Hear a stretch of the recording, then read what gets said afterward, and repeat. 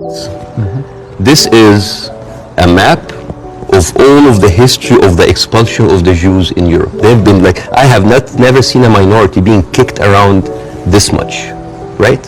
And of course this comes back to the whole idea about the original sin, that you have betrayed Jesus Christ, the blood of Jesus is on your hand.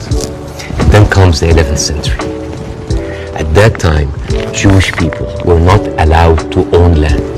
They were just peasants. Even some of the professions are not even allowed to participate in. But they are allowed to do one thing: usury, money lending, because it was prohibited by the Catholic Church to engage into that. So what happens when you work in money? You get richer, right? And those Jews lived in ghettos. Now, ghettos was not just like isolated neighborhoods in cities. Sometimes ghettos were outside the cities. This is like how isolated they were. And in those ghettos, they had to pay gold to the mayor or the governor or the prince or the noble. So they would see, you're getting richer. I need more taxes. So they pay tax. What happens when you have a business and they increase your rent? You increase your service, increase the taxes, increase the... So what happened? The Christians started to default. And suddenly, the image of the greedy Jew was created. This was created because of their conditions. And it became worse in 1095, when Pope Urban II called for the first crusade to go and save the birth of Jesus from the unbelievers Muslim. And this crusade did not kill a single Muslim. You know how many people they killed? 2,000 Jews. Because it's like, wait, the non-believers are all over there. Why?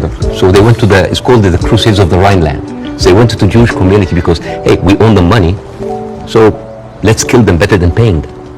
And then came the plague. And then all of the things like, oh, they're killing babies, who would do that to a baby, And they accused them of poisoning the well. This was the kind of oppression that the Jewish people went through. Fast forward 19th century, there was like the Eastern Jew in Ukraine and Russia, and there was the Western Jews in Europe.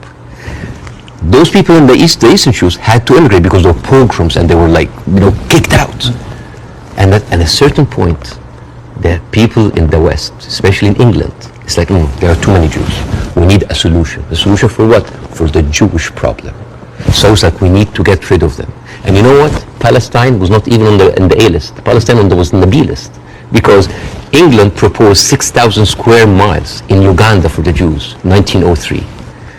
And the reason why Palestine was not on the list, that it was objected by a lot of rabbis that said, like, it's a promised land, but only when the Messiah comes. But there were other options: Argentina, South Africa, Uganda, Madagascar. And eventually they said, all right, let's do Palestine. So they went to Palestine in 1914. There was 700,000 people living in Palestine, 3% were Jewish. 1917, Balfour Declaration. Arthur Balfour, he called the Jewish people in England that they are alien and hostile race. And the thing is, the only Jewish member of the parliament, of the English parliament, Lord Montague, he objects, said, like, these are British citizens, we should not kick them out. So they pushed him, but it was not going fast enough. Came the Nazis. And then it was not about the solution anymore. It was the end losing, the final solution by Hitler, because he needed an answer for the Jewish question, die Judefrage. And then, as you see, the Holocaust happened, the most orchestrated, industrialized, horrible genocide in our modern time. 6 million Jews died. So it accelerated, and they went.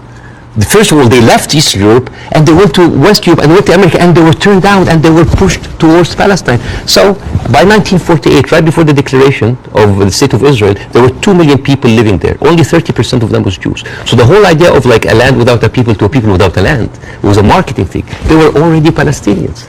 So suddenly, from our perspective, the Jewish problem is not a Jewish problem, is not a Middle Eastern problem, is not an Arab problem, it is a European problem. It was pushed on us together with the guilt, because now we are the anti-Semite. Now we are the Jewish hater. And not just that, they took land.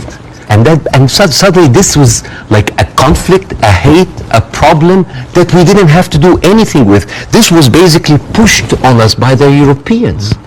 You see? So this is why it is important to say that. And I'm not saying that just like, oh, let's wipe out the State of Israel, let's like push them in the sea. No, but it's important when you talk about the conflict, that you talk about the root causes. right?